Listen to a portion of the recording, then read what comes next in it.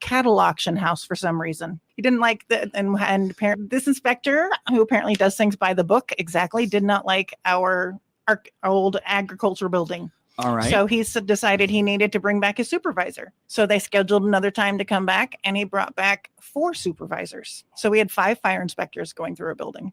They came back with an inspection report a couple weeks later, which is, we don't even know what to do with it. So because we're going to architects, because they were looking for a lot of things, firewalls and alarm systems and all sorts of things that are going to cost tens of thousands of dollars. For Kuntz and the leadership at Encore, they are beginning the process of getting estimates for just how much all of this will cost them. It is a concerning issue for an organization already strapped for cash. Starting the process of I've reached out to architects, and they are developing plans. They're talking with their people. We've reached out to fire control people who put in alarm systems, and this will also be contingent on whatever the architects come up with. So we'll see. We're waiting, and we'll see what those kind of costs. I've been told, and the alarm system alone could cost $50,000 to $60,000, $70,000. That's just for the system, and then let alone the firewalls. And they're asking for firewalls that reach the roof of the warehouse. Wow. Where there is no structure, because that building.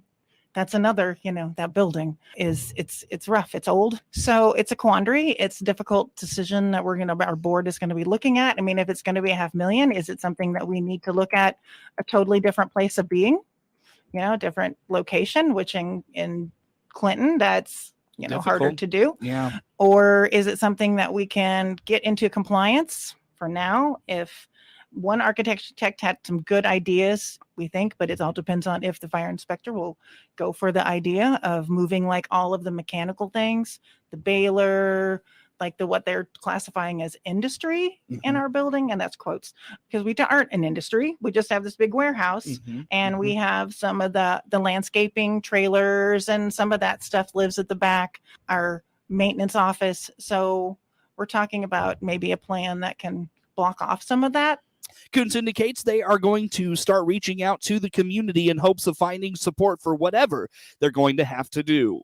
The Clinton Christ Lutheran Church mans the River Rat Potato Tent across Woodlawn Street on the south side of the Homestead grounds during the Apple and Pork Festival. Those funds are very helpful when it comes to providing the church with funds for things that pop up for the building.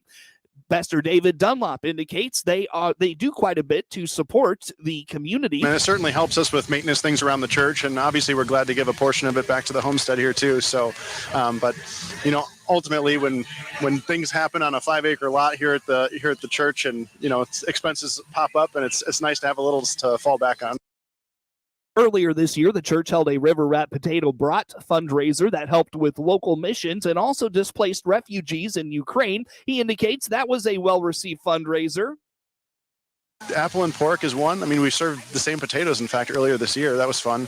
Yeah, that one was, we raised funds for Dove here in town, and then also gave some to the refugees for Ukraine. Just, you see a need in the world, and you want to give back, We're rather fortunate here in Clinton, and rather fortunate here in the U.S., and so if someone's hurting somewhere around the world, we might as well pitch in and help them out. I think it was about $2,000.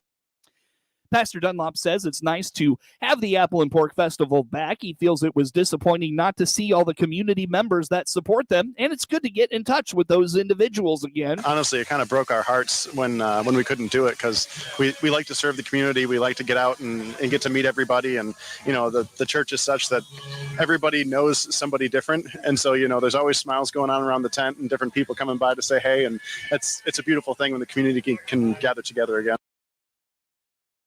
Pastor Dunlop encourages the community to join them for worship on Sunday mornings at 8:15. He notes it was a banner year for the volunteers of the church's congregation and appreciates all those that stepped up this year. The Scoville Zoo in Decatur is a seasonal zoo, and today is the final day to get in to check out all the animals in its care.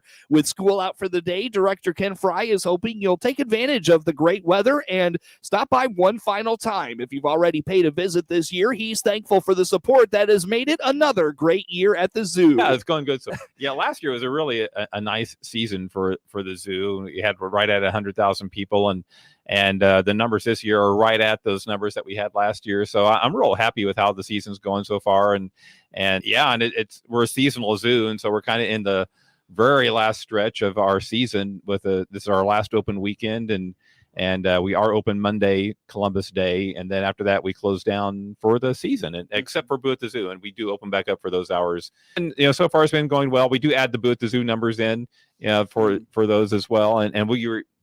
In a good weather year, we could expect 12 to 13,000 people to come to Boo at the Zoo. I'm okay with cool weather. It's just that wet stuff that kind of keeps people from wanting to come out. Fry encourages anyone to follow along with all the happenings at the zoo to find them on Facebook. Get news anytime at DeWittDailyNews.com. Local sports is next. Hi there. I'm here to tell you a little about this new program called Safe to Help Illinois. Maybe you know somebody who's being bullied, or worse, thinking about hurting themselves or others. If you don't feel safe telling an adult about the things that are happening around you, check out Safe to Help. Safe to Help is not about snitching or getting someone in trouble. It's about helping one another out. You can call, you can text. You can download the free mobile app, and it's all over social media. So what do you say? Let's give it a try. Brought to you by IEMA.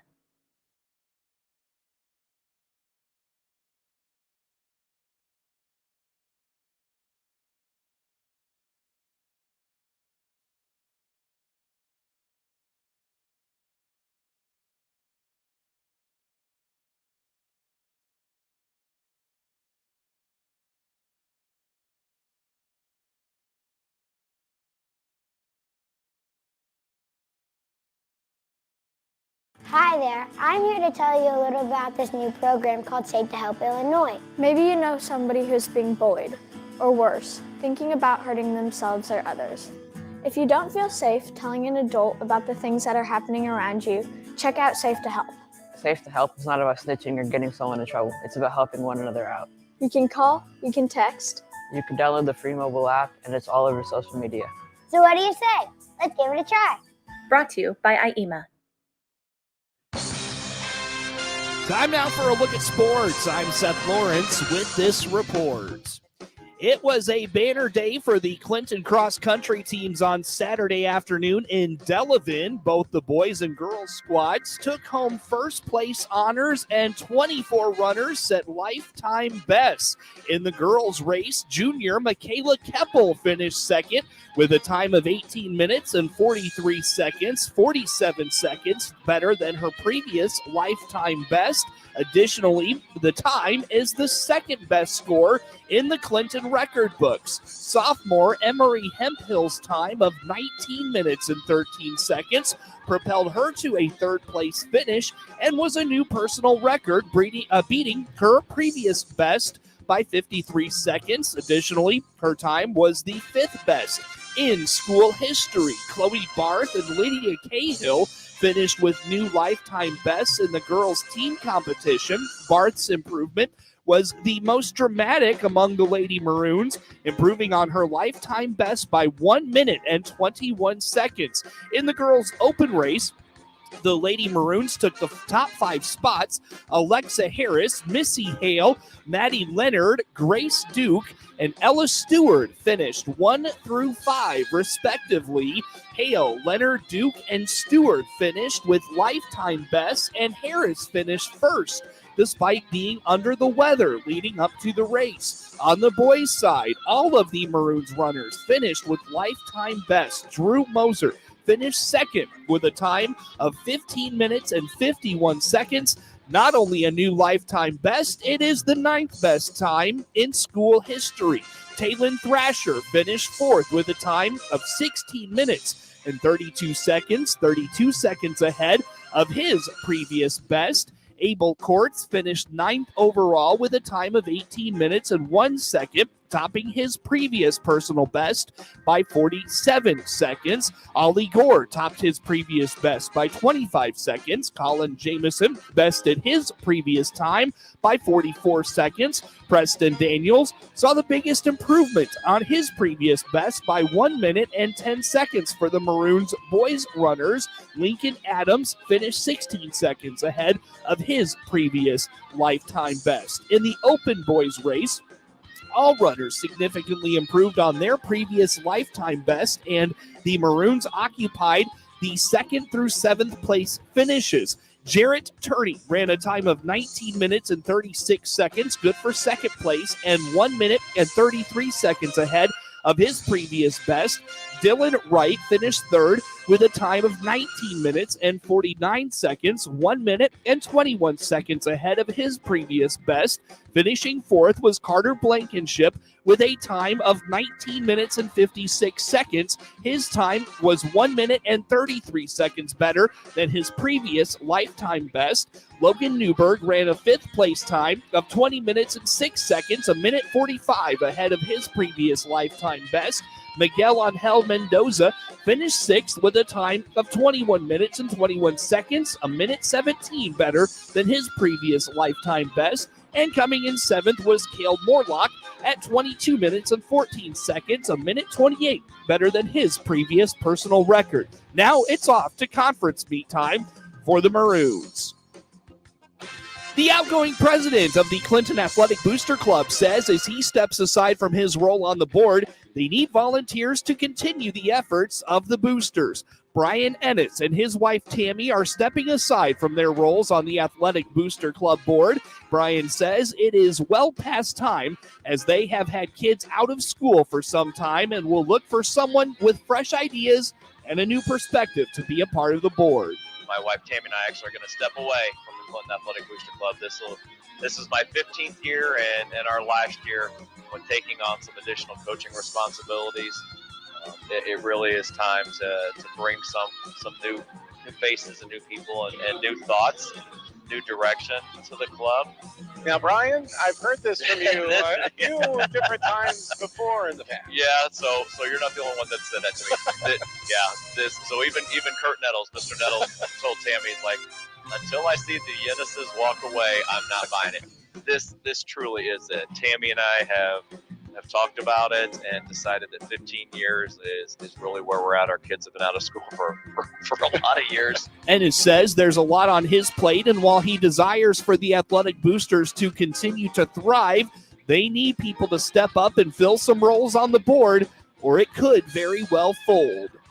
Our desire and drive for it to stay is as heavy as it was the last time I announced that I was stepping away.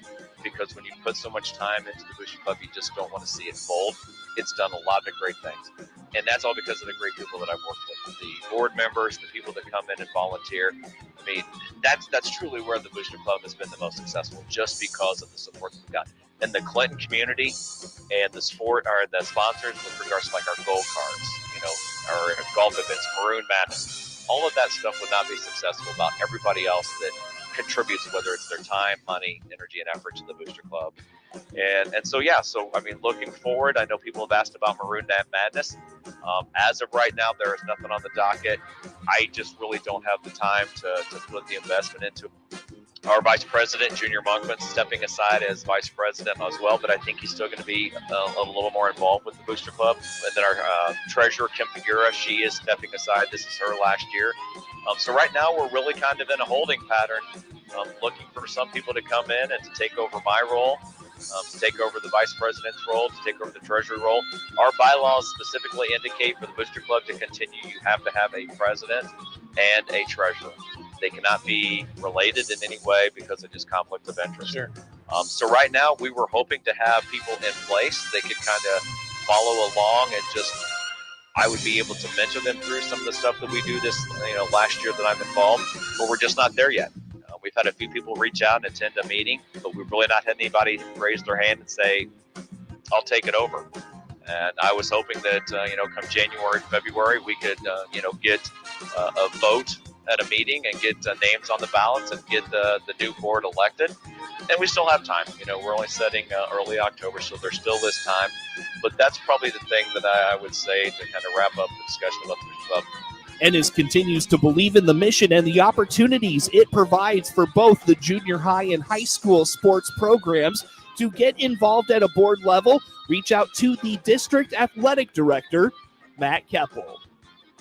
For the first time in over a decade, the Illinois Fighting Illini football team is in the college football AP Top 25. Back-to-back Big Ten wins over Wisconsin and Iowa have opened the eyes of the voters, as well as a convincing victory over Virginia in September. It's the first time the Fighting Illini have been ranked in the AP Top 25 since 2011. The poll features some new arrivals as well, with Texas and James Madison cracking the top 25. It's a historic ranking for James Madison, as they're in the top 25 in the program's first ever season of FBS play. The scores and results from Week 6 produced a shakeup in the top 4 of the college football rankings. There's a new number 1 in the AP Top 25 poll, and every spot in the top 5 has a new team as the voters start to scrutinize every result among the final undefeated teams in the country.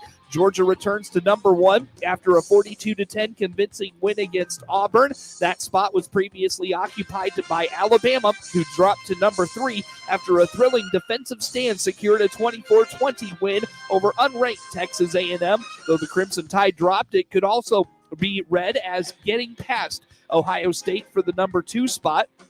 The first-place voters among the big 3 break down with Georgia, now represented by 32 first-place votes, Ohio State 20, and Alabama with 11. Clemson also jumped ahead of Michigan for number 4 after a 31-3 win at Boston College, while Michigan was tied at 10 at halftime before pulling away late over Indiana. Other moves inside the top 10 include a 2-spot jump for Tennessee to number 6 after its win at LSU, and the resulting 1-spot drop for USC and Oklahoma State because of the balls move up. Elsewhere in the rankings, in the updated AP Top 25, UCLA is up 7 spots, knocking on the door of the top 10 at number 11.